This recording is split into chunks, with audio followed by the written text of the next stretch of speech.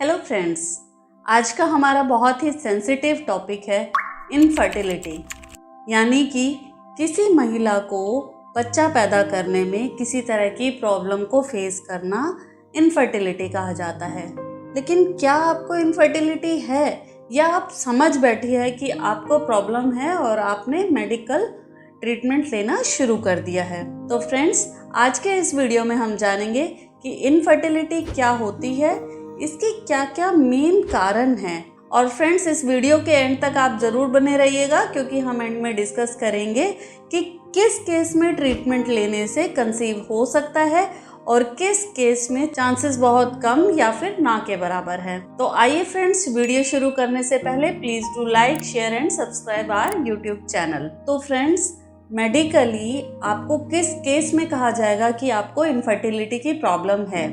जब कोई महिला अपने फर्टाइल पीरियड में अपने हस्बैंड से रिलेशन बनाती है और 1 साल तक ट्राई करने के बाद भी कंसीव नहीं होता है, बेबी की ग्रोथ प्रोग्रेस नहीं करती है और एक हेल्दी बेबी नहीं होता है, उसको इनफर्टिलिटी कहा जाता है। फर्टाइल पीरियड मतलब पीरियड होने के 14 से लेकर 18 दिन तक के बीच के समय को फर्टाइल पीरियड कहा जाता है।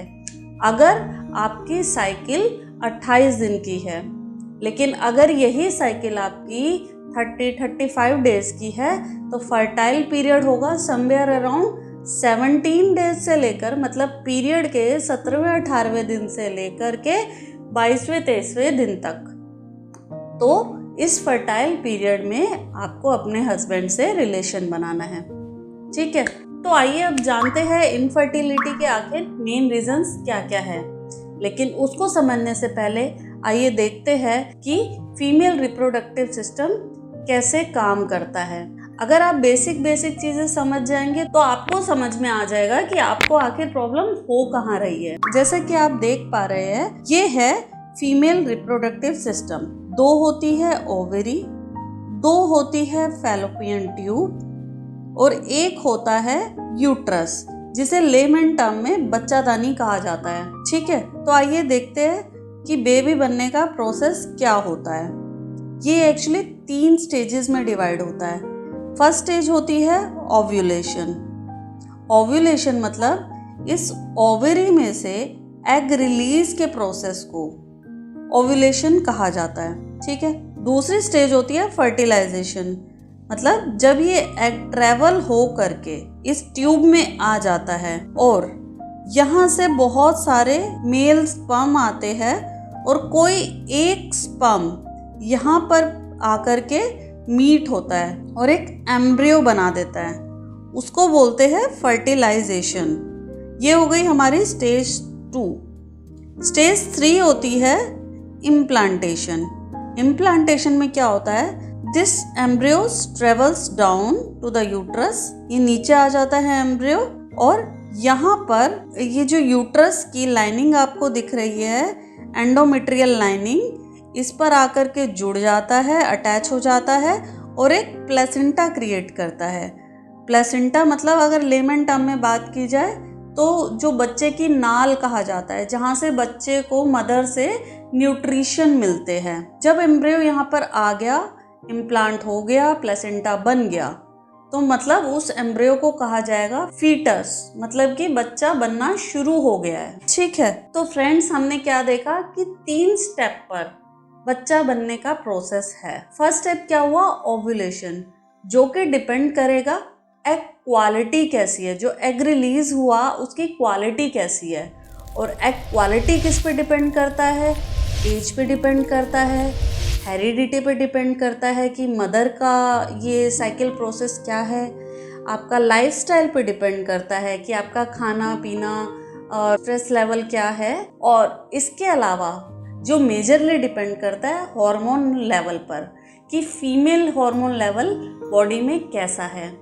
इसको आप पता कर सकते हैं, नीचे डिस्क्रिप्शन बॉक्स में लिंक दिया गया है, जिसमें आपको पूरा फीमेल का बॉडी चेकअप मिल जाता है, जिसका आपको समय रहते पता चल सकता है कि बॉडी में कौन सा लेवल ज़्यादा है, कम है, और आप अपना ट्रीटमेंट अकॉर्डिंगली प्लान कर सकते हैं, जिसके रिजल्ट बहुत अच्छे होते हैं। थोड़ा सा मेडिसिन का कोर्स लेकर के भी इसको ट्रीट किया जा सकता है।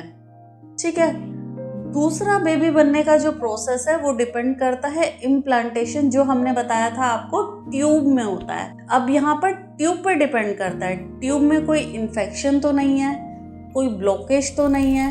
इन्फेक्शन है तो उसको ट्रीट किया जा सकता है। अगर इन्फेक्शन ठीक हो जाता है तो एम्ब्रियो बन जाएगा, सक्सेसफुली इम्प्लांट हो जाएगा। और अगर ब्लॉक है ट्यूब तो उसको कुछ मेडिकल प्रोसीजर के द्वारा ओपन अप किया जाता है और वहाँ पर फीमेल एग और मेल स्पर्म यूनाइट होकर के एम्ब्रियो बना जाते हैं। तो यहाँ भी ट्रीटमेंट बहुत अच्छे रिजल्ट्स देते हैं, कंसीव होने के चांसेस है।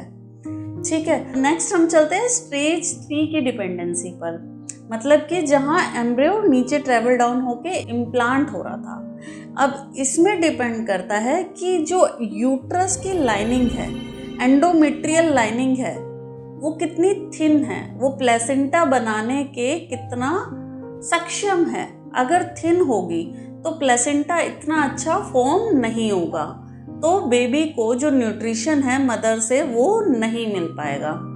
ठीक है, इसके जो एंडोमेट्रियल थिक करने के हैं वो भी अपने एक हार्मोन्स होते हैं, पूरा ट्रीटमेंट होता है, लेकिन इसमें इतना अच्छा रिजल्ट नहीं आता है। बाकी आपकी एंडोमेट्रियल लाइनिंग कितनी थिन है, थिक है, वो आपको अल्ट्रासाउंड पेल्विस में पता लगाया जा सकता है, जिसका लिंक भी नीचे डिस्क्रिप्शन बॉक्स में दिया हुआ है। आप प्राइस चेक कर सकते हैं अपने नियर बाय लैब्स पर। बाकी एंडोमेट्रियल लाइनिंग के अलावा कुछ अननोन रीजंस भी होते हैं कि एंडोमेट्रियल लाइनिंग मतलब यूट्रस जो है कितना रिसेप्टिव है आपके एम्ब्रियो को लेकर के, कितना अपना रहा है। इसका कोई रीज़न नहीं होता, वो रिजेक्शन होती रहती है और वो आपका एम्ब्रियो फीटस में कन्वर्ट नहीं होता है।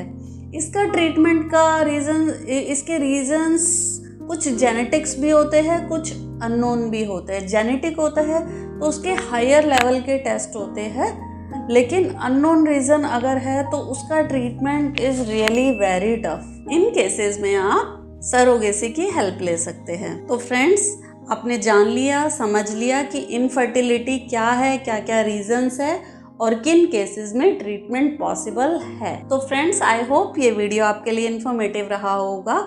जिन्होंने इस चैनल को सब्सक्राइब नहीं किया है, please do like, share and subscribe our YouTube channel so that you will get our latest upload at the earliest. Till then, bye bye.